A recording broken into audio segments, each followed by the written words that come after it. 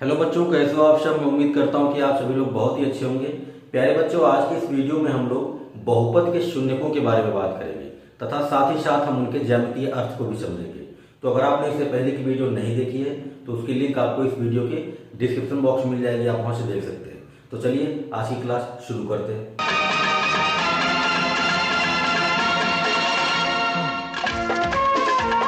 तो प्यारे बच्चों, सबसे पहले हम लोग समझेंगे कि बहुपद के शून्य क्या होते हैं। तो समझ लेते हैं। बहुपद के शून्य,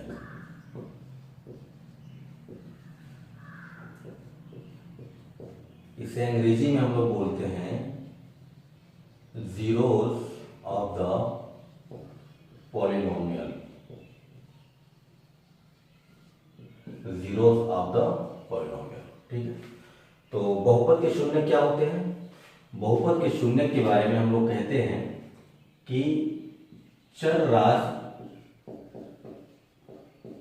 मतलब x है ना। चर राशि का मतलब क्या है? X Y Z. तो कहते हैं चर राशि का वह मान जिस पर बहुपद का मान शून्य प्राप्त होता है, शून्य प्राप्त होता है, बहुपद का शून्य कहलाता है। बहुपद का शून्य कहलाता है।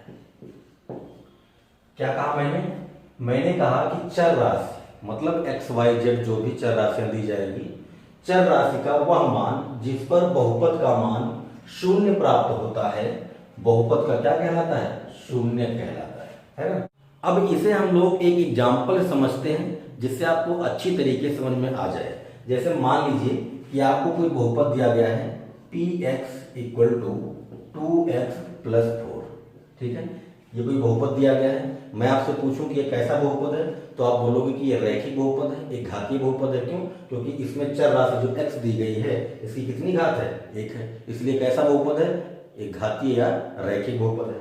तो परिभाषा की बात करें तो क्या कह रहा है कि चर राशि x का वह मान जिस पर बहुपद का मान शून्य प्राप्त होता है, बहुपद का शून्य कहलाता है। मतलब हम यहां पर x का ऐसा कौन सा मान रख दें जिससे ये टोटल वैल्यू 0 हो जाए, मतलब px का मान हमें शून्य प्राप्त हो जाए। तब हम लोग चेक करेंगे। हम लोग कहेंगे कि अगर हम x बराबर 0 रख दें, तो x बराबर अगर हम 0 रखते हैं तो यहां पर 0 हो जाएगा। देख लो, 2 इंटू 0 प्लस 4, ये कितना आ गया? 4 आ गया। क्यों? क्योंकि 2 का जब आप 0 में गुणा करोगे तो ये 0 हो जाएगा, ये पूरा 0 हो गया। और क्या बच गया? 4 बच गया। अभी तो 0 नहीं हुआ। अब हम लोग कहेंगे कि x बराबर 1 रख दें। क्या? जब आप x बराबर 1 रखोगे तो 2 इंटू एक्स की जगह पर 1 रख दिया प्लस 4, कितना हो गया? 2 एकम 2 और 4 2 6, अभी भी 0 नहीं हुआ। अब आप सोचोगे कि x बराबर -1 रख दूं। क्या? जब आप x बराबर -1 रखोगे तो क्या होगा? 2 का -1 में गुणा करोगे -2 आएगा, और -2 में 4 जोड़ोगे तो कितना मिलेगा? 2 मिलेगा। भाई देख लो, -2 प्लस 4 कितना मिलेगा? 2 मिलेगा, ठीक है। अभी भी 0 नहीं हुआ। अब आप सोचोगे कि क्या मैं x बराबर -2 रख दूं भैया। x का कोई भी मान रखो जिससे ये 0 हो जाए, कोई भी मान हो, इससे कोई फर्क नहीं पड़ता। तो आपने क्या कहा? आपने कहा मैं x की जगह पर -2 रख रहा हूं, रख दो। 2 का 2 में गुणा करोगे तो 4 होगा, मतलब -2 में गुणा करोगे -4 होगा, और प्लस 4, देख लो, -4 और प्लस 4 कितना आ गया? 0 आ गया। इसका मतलब ये हुआ कि x बराबर -2 पर px बराबर 0 प्राप्त होता है। अतः x बराबर -2 बहुपद 2x प्लस 4 का क्या है? शून्यक। क्या है? शून्यक। बात समझ में आई? आपको क्या करना है? आपको x का एक ऐसा मान रखना है जिससे ये टोटल वैल्यू क्या हो जाए? 0 हो जाए, मतलब px का मान क्या मिल जाए? 0 मिल जाए। अगर ऐसा होता है तो आपने x का जो भी मान रखा है ना, जो भी मान रखा है वही इस बहुपद का क्या होगा, शून्यक होगा। बात आई समझ में? x का वह मान जिस पर px का मान शून्य हो जाए उसे हम लोग क्या कहते हैं, बहुपद का शून्यक कहते हैं। इतनी बात आप अच्छी तरीके से समझ गए होंगे। एक बात और यहाँ पर मैं आपको बता दूं कि मान लो कि px इक्वल टू कोई भी ऐसे बहुपद दे दिया 2x + 1, ठीक है, ऐसे दे दिया, तो कोई भी बहुपद जो होता है ना वह x के मान पर डिपेंड करता है, वह x के मान पर डिपेंड करता है। आप x का मान चेंज करते जाओगे, बहुपद का मान चेंज होते जाएगा। जैसे अगर मैं यहाँ पर x का मान 0 रखता हूँ, x का मान 0 रखता हूँ तो यहाँ पर 0 होगा, 2 का 0 में गुणा करोगे 0 हो जाएगा, क्या बचेगा, 1 बचेगा। यानी बहुपद का मान यानी px का मान कितना मिला, 1 मिला। अब अगर आप x बराबर 1 रखते हो तो 2 एकम 2, यहाँ पर 1 रख दिया ना, 2 एकम 2 और 2 1 3, बहुपद का मान कितना मिला, 3 मिला। ऐसे आप x का मान 2 रख सकते हो, 2 रख दो, 2 रखोगे 2 गुना 4 और 1 कितना होगा, 5 होगा। आप क्या देख रहे हो, आप x का मान बदल रहे हो तो px का मान क्या हो रहा है, बदल रहा है। तो कोई भी बहुपद अगर आपको दिया गया है तो उसमें आप अगर चर राशि के मान को बदलोगे तो बहुपद का मान भी क्या होगा, बदल जाए। तो इतनी बात आप अच्छी तरीके से समझ गए होंगे कि किसी बहुपद का शून्य क्या होता है, किसी बहुपद का शून्य x का वह मान होता है, चर राशि का वह मान होता है जिस पर उस बहुपद का मान शून्य प्राप्त हो जाए। यहाँ पर आप x का कौन सा मान रखे हो, -2 रखे हो, तभी तो ये px 0 मिला है। तो अगर x का मान -2 रखने पर ये px 0 मिलता है तो x बराबर -2 क्या है, इस बहुपद का शून्यक है। बात आई समझ में? तो x का आप कोई भी मान रखो, यहाँ पर बहुपद 2x + 4 दिया था, कोई और बहुपद दे सकता है ना, उसमें भी हम लोग देखेंगे कि हमको चर राशि का कौन सा मान रखना पड़ रहा है जिससे बहुपद का मान शून्य होता है। जिस मान पर बहुपद का मान शून्य होगा वही मान उस बहुपद का क्या कहलाएगा, शून्यक कहलाएगा। शून्य को हम लोग मूल भी कहते हैं, इसे हल भी कहते हैं। मतलब अंग्रेजी में इसे तो आप जीरोस बोलते ही हो, इसे रूट्स बोलते हैं और इसे सॉल्यूशन बोलते हैं। तो अगर आपके सामने ऐसे क्वेश्चन आ जाए कि इस बहुपद के मूल क्या होंगे तो आप समझ लीजिएगा कि रूट्स की बात हो रही है, और रूट्स मतलब क्या, शून्य की बात हो रही है। तो चाहे शून्य की बात करें, चाहे मूल की बात करें, चाहे हल की बात करें, अगर आपसे कहते हैं कि इस बहुपद के हल कौन कौन से होंगे तो हल का मतलब शून्य ही पूछ रहा है, ठीक है। तो ये तीनों एक ही होते हैं। तो इतना तो आप अच्छी तरीके से समझ गए होंगे कि हम लोग बहुपद का शून्य कैसे निकालते हैं। जैसे इस बहुपद की बात करें तो यहाँ पर हमें शून्य निकालना था, तो हमने क्या किया, पहले x बराबर 0 रखा। जब यहाँ पर x बराबर 0 रखा तो हमें क्या मिला, px का मान हमें 4 मिला। ये क्या है, ये px का मान है, ठीक है। फिर हमने कहा कि अभी 0 नहीं मिला है, फिर हमने x बराबर 1 रखा तो हमें 6 मिला। फिर 0 नहीं मिला, फिर हमने x बराबर -1 रखा तो हमें 2 मिला, अभी भी 0 नहीं मिला। फिर हमने x बराबर -2 रखा, जब हमने x बराबर -2 रखा तब हमें px का मान 0 मिला, और तब हमने कहा कि x बराबर -2 क्या है, इस बहुपद का शून्यक है। किसी बहुपद का शून्यक निकालने के लिए इतना लंबा प्रोसेस करने की हमें क्या जरूरत है, हम इसे एक लाइन में भी तो निकाल सकते हैं। देखो कैसे, हमें क्या करना है, हमें x का वो मान लाना है जिस पर px का मान 0 हो जाए। हमें क्या करना है, हमें x का वह मान प्राप्त करना है जिस पर px का मान 0 हो जाए। तो हम सिंपल सा एक काम करेंगे, इस px को पहले 0 लिख देंगे, इस px को 0 लिख देंगे, और जब हमने इसको 0 लिखा तो हमें क्या मिला, 0 = 2x + 4, ठीक है। इसको ढंग से लिख सकते हो आप, है ना, 2x + 4 = 0, ऐसे लिख सकते हो, ठीक है। अब देखो 4 को उधर ले जाओ, जिसके साथ x ना हो, जिसके साथ कोई भी चर राशि ना हो, उसको बराबर के उधर ले जाओ। तो 2x = क्या हो गया, -4, क्यों, क्योंकि इधर प्लस है तो उधर जाके माइनस कर देगा। अब x बराबर क्या हुआ, -4 बटे ये 2 इधर गुणा करा, उधर जाके क्या करेगा, भाग करेगा, और काट दिया, हमें क्या मिल गया, x बराबर -2 मिल गया। यही तो लाना था। तो हम किसी भी बहुपद के शून्य को निकालने के लिए उस बहुपद को 0 के बराबर लिख देंगे, मतलब px की जगह पर 0 लिख देंगे, और फिर हल कर लेंगे, x का मान निकाल लेंगे, x का जो भी मान आएगा वही क्या होगा, उस बहुपद का शून्यक होगा। इतनी बात आप समझ गए होंगे। एक और बहुपद लेता हूं, जैसे मैंने कहा कि मेरे पास बहुपद है px = 2x + 1, ठीक है, ये है। अब हमें पता करना है कि इस बहुपद का शून्यक क्या है, तो हम क्या करेंगे, हम px की जगह पर 0 लिख देंगे। जब आपने px की जगह पर 0 लिखा तो आपको क्या मिला, 2x + 1 = कितना, 0, यहाँ पर 0 लिख दिया। अब 1 के साथ x नहीं है, उसको उधर ले जाएंगे, तो क्या हो जाएगा 2x इक्वल टू -1, क्योंकि इधर प्लस है उधर जाके माइनस करेगा। फिर x इक्वल टू क्या मिला -1/2 और x बराबर -1/2 क्या होगा, इस बहुपद का शून्यक होगा। इतनी बात आप समझ गए होंगे। तो ये जो भी बहुपद हमने यहाँ पर हल किए वो कैसे थे, रैखिक थे। वो कैसे थे, रैखिक थे। अब हम लोग द्विघाती बहुपद के बारे में भी थोड़ी बात कर लेते हैं। जैसे मान लीजिए कि आपको कोई बहुपद दिया गया है px equal to x square plus 5x plus 6, ये कोई बहुपद दिया गया है। आपको क्या करना है, आपको इसका शून्यक निकालना है। आपको इसका शून्यक निकालना है। अगर मैं आपसे पूछूं कि ये कैसा बहुपद है, तब आपका जवाब होगा कि ये तो द्विघाती बहुपद है। क्यों, क्योंकि इसमें x के अधिकतम घात 2 है, इसलिए ये द्विघाती बहुपद है। अगर आप किसी बहुपद का शून्यक निकालना चाहते हैं तो मैंने आपको अभी बताया है कि आपको क्या करना है, px की जगह पर 0 लिख देना है, मतलब उस पूरे बहुपद को 0 के बराबर लिख देना है। तो लिख देते हैं। हमने px की जगह पर 0 लिखा तो हमें क्या मिला, x square plus 5x plus 6 equal to क्या, 0। ठीक है। अब ये द्विघाती बहुपद है, अतः कोई भी द्विघाती बहुपद अगर आपको दिया जाता है तो आपको क्या करना होगा, उसका गुणनखंड करना होगा। तो गुणनखंड कैसे करेंगे, देखो एक्स स्क्वायर का यहाँ पर गुणांक कितना है, यहाँ पर कुछ नहीं तो 1 है ना। 1 की जगह पर कुछ भी हो सकता था, 2 3 4 कुछ भी हो सकता था। सबसे पहला काम आप क्या करोगे, एक्स स्क्वायर का जो भी गुणांक है ना उसका इस अचर राशि के साथ गुणा कर दोगे। यहाँ पर अचर राशि कितनी है, 6 है। अचर राशि क्यों बोला, क्योंकि इसके साथ x नहीं है, इसके साथ x नहीं है, तो ये अचर राशि है।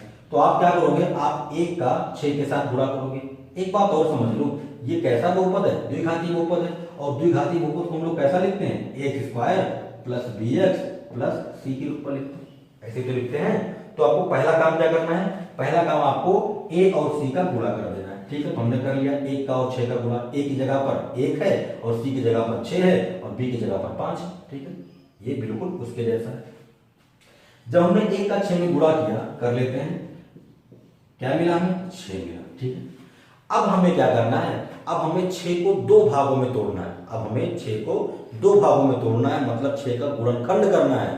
6 का ऐसा गुणनखंड करेंगे कि गुणा करने पर तो 6 आए और जोड़ने पर कितना आना चाहिए, 5 आना चाहिए। यहाँ पर प्लस लगा हुआ है तो जोड़ने पर बोलेंगे, अगर यहाँ पर माइनस लगा होता तो हम कहते हैं घटाने पर 5 आना चाहिए। यहाँ पर जैसा चिन्ह होगा वैसा हम लोग काम करते हैं। तो यहाँ पर प्लस लगा है, इसलिए हम कहेंगे कि 6 का ऐसा गुणनखंड कीजिए कि जब हम उनका गुणा करें तो 6 आए और जोड़ने पर कितना आए, 5 आए। तो आपका जवाब होगा कि 1 3 ले लो, 1 2 ले लो। जब आप इन दोनों का गुणा करोगे तो 3 दूना 6 होगा और जब आप इन दोनों को जोड़ोगे तो 3 2 5 आएगा। ठीक है, तो मिल गया हमें। अब हम क्या करेंगे, देखो अब हम इसे लिखेंगे एक्स स्क्वायर प्लस, लिख सकते हैं 3x प्लस 2x, 3 और 2 5 है ना, 5x आ गया और प्लस 6 बराबर 0। बात समझ में। अब देखो इसमें क्या कॉमन है, x कॉमन है, तो ये हो गया x प्लस 3। x बाहर निकल गया ना, तो यहाँ पर x स्क्वायर था तो एक x बाहर निकला तो x बचा, और यहाँ पर एक ही x था तो केवल 3 बचा। प्लस यहाँ 2 कॉमन है, 2 ले लेते हैं तो क्या मिलेगा, x प्लस 2 निकल गया तो 2 3 6, 3 बचा और बराबर क्या, 0। पूरे में देखो यहाँ भी x प्लस 3, यहाँ भी x प्लस 3, तो x प्लस 3 को बाहर निकाल सकते हो, मतलब कॉमन हो जाएगा।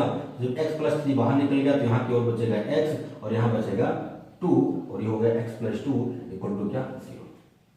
ठीक है, अब क्या करोगे, अब आप एक बार इसे 0 के बराबर करोगे, एक बार इसे 0 के बराबर करोगे। आप बोलोगे चूंकि x प्लस 3 बराबर कितना, 0, तो यहाँ से आपको x बराबर क्या मिल जाएगा, -3। 3 को उधर ले जाओगे और x प्लस 2 इक्वल टू क्या, 0, तो यहाँ से आपको मिल जाएगा x बराबर -2। x के यहाँ पर आपको 2 मान मिले हैं, एक मिला है -3 और एक मिला है -2। जब भी आप इस बहुपद में x बराबर -3 रखोगे तो इसका मान 0 मिलेगा, और जब भी -2 रखोगे तब भी ये 0 ही देगा। देखो कैसे, मैं सबसे पहले -3 रखता हूँ, तो रख दो, x की जगह पर -3 रखा तो -3 का स्क्वायर प्लस 5 गुणे -3 धन 6। -3 का स्क्वायर करोगे 9 आएगा और 5 या 15 -15 होगा और प्लस कितना 6, 9 और 6 जुड़ जाएगा 15 हो जाएगा, 15 -15 इक्वल टू कितना, 0। इसका मतलब x बराबर -3 इस बहुपद का क्या है, शून्यक है। हमें क्या करना होता है, हमें x का वह मान खोजना होता है जिस पर px क्या हो जाए, 0 हो जाए। तो यहाँ पर x बराबर -3 पर ये 0 हो रहा है, अतः x बराबर -3 क्या है, इसका एक शून्यक है। अब ऐसे -2 पर चेक करोगे तो देखो देखो -2 का स्क्वायर प्लस 5 इंटू -2 प्लस 6, -2 का स्क्वायर 4 आएगा और 5 का -2 में गुणा करोगे -10 आएगा प्लस 6, 4 और 6 जुड़ जाएंगे, कितना हो गया 10 और -10 क्या मिल गया 0, अतः x बराबर -2 भी क्या है, इस बहुपद का शून्यक है। अब आपको यहाँ पर एक बात समझ लेनी चाहिए, और वो बात क्या है, वो बात ये है कि जब हमने द्विघातीय बहुपद लिया, जब हमने द्विघातीय बहुपद लिया तब हमें कितने शून्यक मिले हैं, 2 मिले हैं। देख लो x बराबर -3, x बराबर -2। और अभी कुछ देर पहले जब हमने कहा था कि आपके पास कोई बहुपद 2x + 4 है, तब आपको इसका शून्यक क्या मिला था, x बराबर -2, यही तो मिला था। ये कैसा बहुपद है, रैखिक, मतलब एक घातीय। जब कोई एक घातीय बहुपद आपको दिया जाएगा तब उसका केवल और केवल एक ही शून्यक होगा, जैसे x बराबर -2। अगर आपको द्विघातीय बहुपद दिया जाएगा तब उसके 2 शून्यक होंगे। ऐसे ही अगर 3 घातीय बहुपद दिया जाए तब उसके कितने शून्यक होंगे, 3 होंगे। मतलब x की अधिकतम घात जितनी होगी उतने ही उसके शून्यक होंगे। बात समझ में आई? तो इस बात को हम लोग नोट कर लेते हैं। यहां पर लिखते हैं बहुपद और यहां पर लिख लेते हैं शून्यकों की संख्या, शून्यकों की संख्या, ठीक है। तो अगर आपको रैखिक बहुपद दिया जाता है, अगर कोई बहुपद रैखिक यानी एक घातीय है, तब उसके कितने शून्यक होंगे, 1 होगा। अगर आपको कोई द्विघातीय बहुपद दिया जाए तो उसके कितने शून्यक होंगे, 2। ऐसे ही अगर आपको त्रिघातीय बहुपद दिया जाए तब उसके कितने शून्यक होंगे, 3। ऐसे आप आगे बढ़ सकते हो, है ना। चतुर्थ घातीय बहुपद तो 4 शून्यक होंगे, पंचघातीय बहुपद तो 5 शून्यक होंगे। इतनी बात समझ में आ गई होगी आपको। मतलब ये शून्यक के बारे में आप समझ गए कि किसी बहुपद का शून्यक क्या होता है, चर राशि का वह मान जिस पर बहुपद का मान शून्य हो जाए उसे हम लोग क्या कहते हैं, बहुपद का शून्यक कहते हैं। रैखिक बहुपद है तो 1 शून्यक, द्विघातीय बहुपद है 2 शून्यक, त्रिघातीय बहुपद है तो 3 शून्यक। ऐसा भी हो सकता है कि कोई आप द्विघातीय बहुपद ले लो और उसके दोनों शून्यक बराबर आ जाए, दोनों शून्यक बराबर आ जाए। जैसे मान लो कि आपको कोई बहुपद दिया गया है px = x - 2 का होल स्क्वायर। आपको क्या करना है, आपको इसका शून्यक निकालना है। तो आप क्या करोगे, सबसे पहले px को 0 लिखोगे, मतलब मैंने x - 2 का होल स्क्वायर बराबर क्या लिखा, 0 लिख दिया। अब x - 2 के होल स्क्वायर को मैं ऐसा भी तो लिख सकता हूँ, x - 2 लिख सकता हूँ। जब आप इसे 0 के इक्वल करोगे, मतलब x - 2 को अगर मैं 0 के इक्वल करूंगा तो मुझे क्या मिलेगा, x बराबर -2 उधर जाएगा तो 2 मिल जाएगा, -2 इधर आ गया तो क्या हुआ, 2 मिल गया। एक शून्यक मुझे ये मिला। अब ऐसे x - 2 को अगर मैं 0 के इक्वल करूंगा तो यहां भी मुझे x बराबर क्या मिलेगा, 2 मिलेगा। तो अगर आप यहां पर देखें तो x बराबर 2 यहां भी मिला है, x बराबर 2 यहां भी मिला है। तो हम यहां पर ये नहीं कह सकते कि इस बहुपद के केवल एक ही शून्यक होंगे, नहीं, 2 शून्यक होंगे। अब ये दोनों शून्यक बराबर आ गए तो इसमें हमारी क्या गलती है, यहाँ पर दोनों शून्यक का मान अगर बराबर आ गया है तो इसमें हमारी कोई गलती नहीं है, लेकिन इस बहुपद के 2 शून्यक होंगे। तो ऐसा भी हो सकता है कि कोई बहुपद आपको दिया जाए, कोई द्विघातीय बहुपद आपको दिया जाए और उसके दोनों शून्यक बराबर आ जाए, तो वहां पर हम ये नहीं कह सकते कि उस बहुपद के केवल एक ही शून्यक है, नहीं, वहां पर उस बहुपद के 2 शून्यक है। हाँ, ये अलग बात है कि दोनों बराबर है, ठीक है। जैसे इस बहुपद की बात करें तो इस बहुपद का अधिकतम घात कितनी है, 2 है। अगर आपको ऐसे समझ में नहीं आ रहा है तो आप क्या करो, इसका प्रसार कर दो, तो ये क्या मिलेगा आपको, x² - 4x + 4। क्या किया, a - b का होल स्क्वायर का फार्मूला लगा दिया तो हमें क्या मिला, x² - 4x + 4। अब यहाँ पर देखो x की अधिकतम घात कितनी है, 2 है, मतलब द्विघातीय बहुपद है। तो अगर कोई द्विघातीय बहुपद है तो उसके कितने शून्यक होंगे, 2 होंगे, एक ये वाला और एक ये वाला। अब ये दोनों बराबर आ गए तो इसमें हमारी कोई गलती नहीं है। तो इतनी बात आप समझ गए होंगे कि जैसा बहुपद का घात होगा वैसे ही उसके शून्यक होंगे। एक घात तो एक शून्यक, दो घात तो दो शून्यक, तीन घात तो तीन शून्यक। ठीक है, अब हम लोग बात करेंगे कि बहुपद का शून्यक तो हम लोग समझ चुके हैं, लेकिन इसका ज्योमेट्रिकल मीनिंग क्या है, इसका ज्यामितीय अर्थ क्या है, उसको समझते हैं। तो अब हम लोग बात करते हैं कि किसी भी बहुपद के शून्यकों का ज्यामितीय अर्थ क्या होता है, मतलब उनका ज्योमेट्रिकल मीनिंग क्या होता है। कुल कहने का मतलब यह है कि हम लोग ग्राफ के द्वारा किसी भी बहुपद के शून्यक का मान कैसे निकालेंगे। ठीक है, तो देखते हैं। मान लीजिए कि आपके पास कोई बहुपद दिया गया है px equal to x plus one. ठीक है, ये कोई बहुपद है। कैसा बहुपद है? रैखिक बहुपद है, एक घातीय बहुपद है। ठीक है, अब हमें क्या करना है, अब हमें सबसे पहले इसका ग्राफ खींचना है। सबसे पहले इसका ग्राफ खींचना है। तो ग्राफ खींचने के लिए हम x और y अक्ष बना लेते हैं। आपको ग्राफ खींचना आता होगा, है ना? पिछली कक्षाओं में हमने ग्राफ खींचा था, तो आपको थोड़ा सा ध्यान तो होगा ही। ये हो गया x अक्ष और ये हो गया y अक्ष। ठीक है, x अक्ष में हम x के मान को रखेंगे और y अक्ष में हम px के मान को रखेंगे। ठीक है, मतलब x अक्ष में अगर हम कोई भी संख्या रखेंगे तो क्या होगा, वो इस x का मान होगा, और y अक्ष में अगर हम कोई भी संख्या रखते हैं तो वो इस px का मान होगा। ठीक है, तो अगर आप y अक्ष को px लिख रहे हो तो px को आप y लिख सकते हो। मतलब ये कि आप इस px को y लिख सकते हो, तो y इक्वल टू क्या हो जाएगा, x प्लस।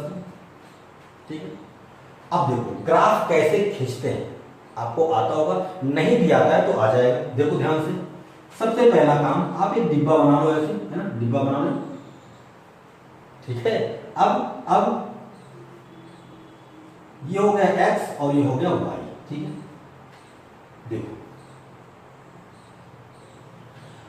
सबसे पहले मैं x बराबर 0 रखता हूं। x बराबर 0 रखता हूं। जब मैं x बराबर 0 रखूंगा तो ये तो खत्म हो गया। y बराबर क्या मिलेगा, 1 मिलेगा, मतलब y का मान क्या मिला, 1 मिला। बात समझ में आ गई होगी। पहले मैंने x बराबर 0 रखा तो y का मान मुझे 1 मिला। अब मैं x बराबर 1 रखता हूं, 1। जब मैं x बराबर 1 रखूंगा तो 1 यहां पर हो गया, तो 1 और 1 कितना हो गया, 2 हो गया, मतलब y का मान मुझे 2 मिल गया। ठीक है, अब मैं x बराबर -1 रखता हूं। जब मैं यहां पर -1 रखूंगा तो -1 हो गया, +1 हो गया, कितना मिला, 0 मिल गया, मतलब y का मान क्या मिला, 0 मिल गया। ठीक है, ये हो गया। आप ऐसे और भी बिंदु ले सकते हो। ठीक है, लेकिन ज्यादा लेने की जरूरत नहीं है, हमें तो सिर्फ समझना है कि बहुपद के शून्यक हम लोग निकालते कैसे हैं। ठीक है, देखो अब हम क्या करेंगे, अब हम इन बिंदुओं को निर्देशांक के रूप में लिखेंगे, मतलब x का मान y के रूप में लिखेंगे। ठीक है, तो देखो जब आपने x का मान 0 लिया तो y का मान क्या मिला, 1 मिला, मतलब जब हमने x का मान 0 लिया तो हमें y का मान 1 मिला। फिर हमने जब x का मान 1 लिया तो हमें y का मान क्या मिला, 2 मिला। ओके, फिर हमने जब x का मान -1 लिया तब हमें y का मान क्या मिला, 0 मिला। ठीक है, ये हो गए निर्देशांक। किसी भी निर्देशांक में जो पहला अंक लिखा होता है वो x का होता है और जो दूसरा अंक लिखा होता है वो y का होता है। ठीक है, तो हम पहले x में चलेंगे फिर y में चलेंगे। ठीक है, तो देखो ये हो गया 0, इसको हम मूल बिंदु बोलते हैं। ठीक है, अब ये मान लो 1 है और ये मान लो 2 है। ठीक है, ऐसे ही इधर ये मान लो -1 है और ये मान लो -2। ठीक है, ये अगर x अक्ष है तो इसको हम लोग x डैश बोलते हैं, और अगर ये y अक्ष है तो इसको हम लोग y डैश बोलते हैं। ठीक है, मूल बिंदु से दाहिनी तरफ, x अक्ष में दाहिनी तरफ जो भी मान होते हैं वो धनात्मक होते हैं, बाईं तरफ जो भी होते हैं ऋणात्मक होते हैं। ऐसे ही y अक्ष की बात करें तो ऊपर की ओर जो भी मान होते हैं वो धनात्मक होते हैं और नीचे जो भी मान होते हैं वो ऋणात्मक होते हैं।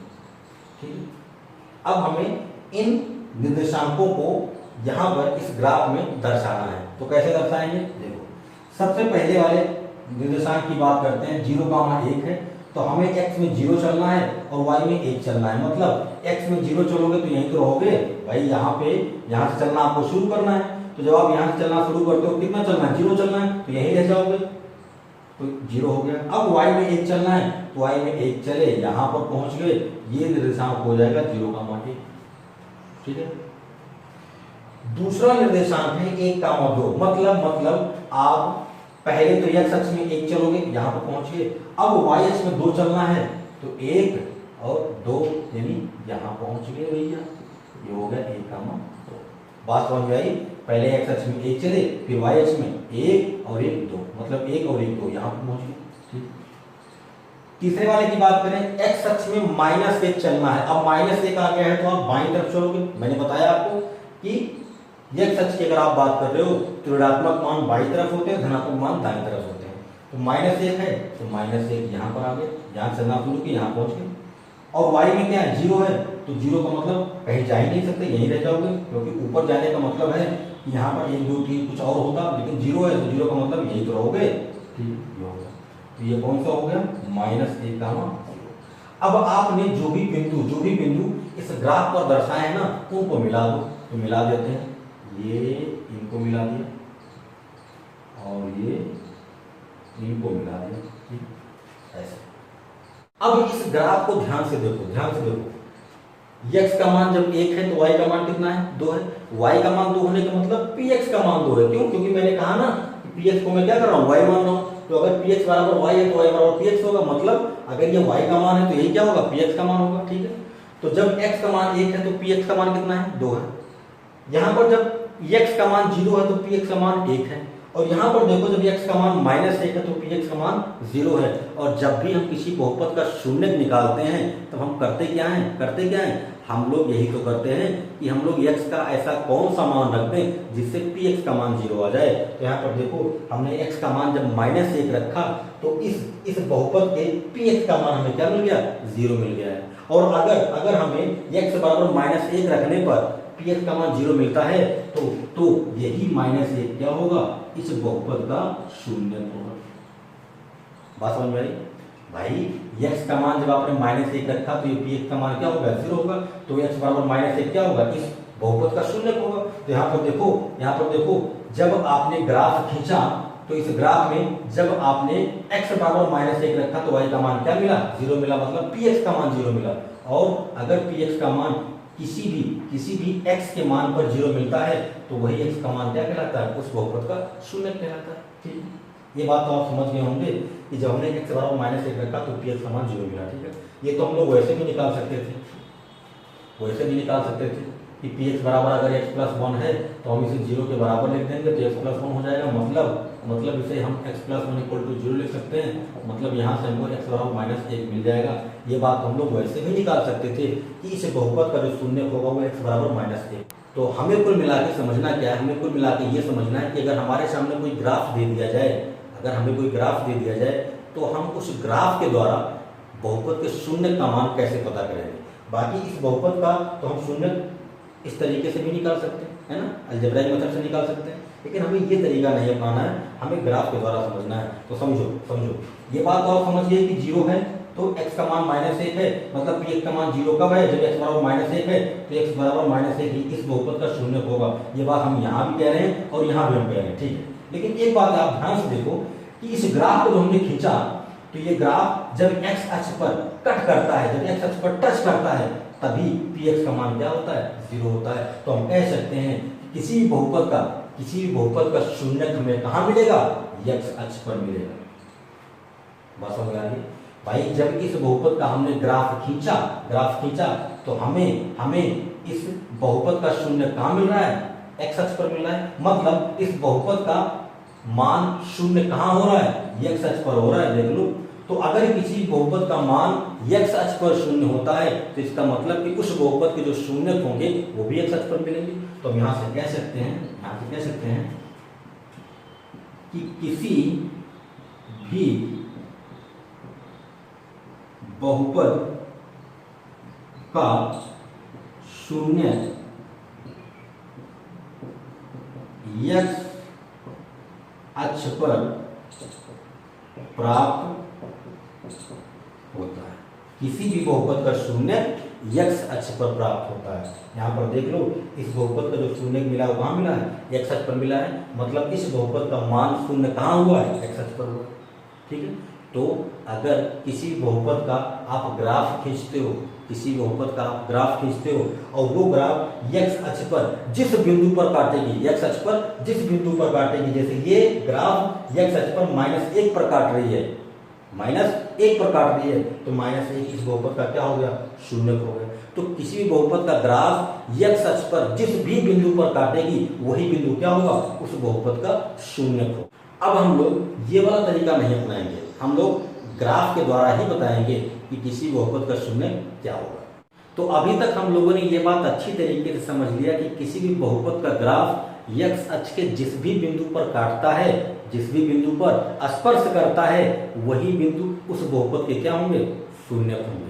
ठीक है, लेकिन यहाँ पर एक बात और आपको बहुत अच्छी तरीके से समझनी होगी, जो हम लोग एक्सरसाइज 2.1 के क्वेश्चन सॉल्व करने में यूज करेंगे। वो बात क्या है, वो बात ये है कि मान लो कि कोई ग्राफ इस तरह से आपको दिया गया था, ये एक्स अक्ष है और ये वाई अक्ष है। ठीक है, कोई ग्राफ ऐसा भी हो सकता है, ये एक्स अक्ष है, ये वाई अक्ष है। कोई ग्राफ ऐसा भी हो सकता है,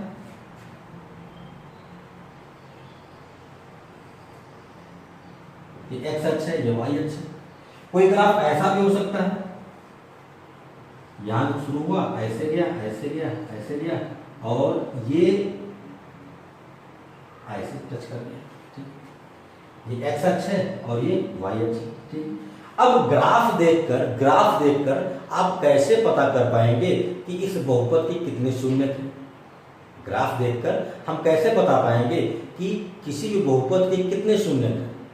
ये बात तो हम जानते हैं कि किसी भी बहुपद का अगर आप शून्य निकाल रहे हैं तो उसका ग्राफ खींचिए, और ग्राफ एक्स अक्ष पर जिस भी बिंदु पर काटेगा वही उसका क्या होगा, शून्य होगा। मतलब यह है कि किसी भी बहुपद के शून्य कहाँ मिलने वाले हैं, एक्स अक्ष पर मिलने वाले, एक्स अक्ष के अलावा और कहीं नहीं मिलेंगे। ठीक है, ये बात तो हम जानते हैं, लेकिन किसी भी बहुपद के कितने शून्य होंगे, उनका मान क्या होगा, ग्राफ देखकर हम कैसे बता पाएंगे। तो आपको ये बात यहां पर समझनी है। देखो, अगर मैं इस ग्राफ की बात करूं, ये एक्स अक्ष है, ये वाई अक्ष है, ये ग्राफ एक्स अक्ष पर इस बिंदु पर काट रहा है, तो इस बिंदु पर एक्स का जो भी मान होगा वही उसका शून्य होगा। और यहाँ पर देखो तो ये ग्राफ एक्स अक्ष को सिर्फ एक बार काट रहा है, इसलिए इसके कितने शून्य होंगे, एक। बात समझ में? यहाँ पर देखो, इस ग्राफ की बात करूं, ये एक्स अक्ष है, ये वाई अक्ष है, ये ग्राफ क्या कर रहा है, एक्स अक्ष को सिर्फ एक बिंदु पर काट रहा है, मतलब इस बहुपद के भी क्या होंगे, एक ही शून्य होंगे। बात समझ में? अब मैं इसकी बात करूं, ये एक्स अक्ष है, ये वाई अक्ष है, इस ग्राफ को ध्यान से देखो, इस ग्राफ ने एक्स अक्ष को यहां पर काटा है, फिर यहां पर काटा है और फिर यहां पर काटा है, मतलब इन तीनों बिंदुओं पर बहुपद का मान शून्य हुआ है। इन तीनों बिंदुओं पर बहुपद का मान शून्य हुआ है, तो मतलब क्या हुआ, इस बहुपद के तीन शून्य होंगे। ये ग्राफ जिस भी बहुपद का है, जिस भी बहुपद का आपने ये ग्राफ खींचा है, उसके कितने शून्य हैं, तीन शून्य हैं। क्यों? क्योंकि देखो इस ग्राफ ने एक्स अक्ष को तीन बार काटा है, तीन जगहों पर काटा है, तो इन तीनों जगहों पर जो भी एक्स का मान होगा वही क्या होंगे, इसके शून्य होंगे। ठीक है, अब इसकी बात करो, इस ग्राफ की बात करें तो एक्स अक्ष को यहाँ पर काट रहा है, यहाँ पर काट रहा है, यहाँ पर काट रहा है, यहाँ पर काट रहा है, यहाँ पर काट रहा है और यहाँ पर टच कर रहा है। टच करना या काटना दोनों एक जैसा है ना, मतलब चाहे वो स्पर्श करे चाहे काटे, जहां भी वो स्पर्श करेगा वहां बहुपद का मान शून्य हो जाएगा। ठीक है, देखो तो 1 2 3 4 5 6 छह जगहों पर इस ग्राफ में एक्स अक्ष को काटा है या स्पर्श किया है, तो इस बहुपद के कितने शून्य होंगे, 6 शून्य होंगे, 6 शून्य होंगे। बात समझ में आई?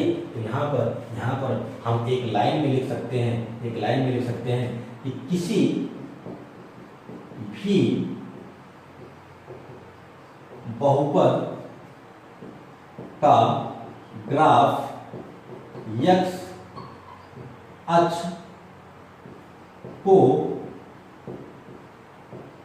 जितनी बार प्रतिच्छेद या स्पर्श करता है, उस बहुपद के उतने ही शून्य होते हैं। बात समझ में आई? मैंने क्या कहा? मैंने कहा कि किसी बहुपद का ग्राफ एक्स अक्ष को जितनी बार प्रतिच्छेद करता है या स्पर्श करता है, उस बहुपद के उतने ही शून्य होंगे। वो जितनी बार टच करे या जितनी बार काटेगा एक्स अक्ष को, उतने उसके क्या होंगे, शून्य होंगे। तो ये बात आपको अच्छे तरीके से समझ में आ गई होगी, है ना, कि कोई भी बहुपद अगर आपको दिया है तो आप उसका ग्राफ खींचिए, ग्राफ खींचने के बाद में देखिए कि उस बहुपद का ग्राफ x अक्ष को कितनी बार स्पर्श करता है, कितनी जगहों पर काटता है। जितनी जगहों पर काटेगा, जितनी जगहों पर स्पर्श करेगा, उतने ही उसके शून्यक होंगे। ठीक है, तो दो बातें आपको अच्छे तरीके से याद रखनी है। पहली ये कि किसी भी बहुपद का शून्यक x अक्ष पर मिलता है, x अक्ष पर मिलता है। और दूसरी बात कि किसी भी बहुपद का ग्राफ x अक्ष को जितनी बार काटेगा, जितनी बार स्पर्श करेगा, उतने ही उसके शून्यक होंगे। ठीक है, और जहां पर काटता है मतलब x के जिस मान पर काटेगा वही x का मान क्या होगा, उसका शून्यक होगा। तो प्यारे बच्चों, मैं उम्मीद करता हूं कि आपको अच्छे तरीके से समझ में आ गया होगा कि बहुपद के शून्यक क्या होते हैं, फिर हम उनके मान को ग्राफ के द्वारा कैसे निकालते हैं। तो अगर आपको वीडियो पसंद आया तो लाइक करो, शेयर करो, सब्सक्राइब करो, घंटे वाली बटन को दबाओ और ऑल पर क्लिक करो, ताकि जैसे ही मैं कोई वीडियो अपलोड करूं उसकी सूचना आपको तुरंत मिल जाए। प्यारे बच्चों, लाइक करने में, शेयर करने में और सब्सक्राइब करने में कोई खर्चा नहीं है। अगर हम इतनी मेहनत कर रहे हैं तो आप थोड़ी सी मेहनत कर दो ना, घंटी वाली बटन दबा दो, ऑल पर क्लिक कर दो, लाइक कर दो और शेयर कर दो। मिलते हैं नेक्स्ट क्लास में नेक्स्ट टॉपिक के साथ। Thank you for watching. Thank you very much.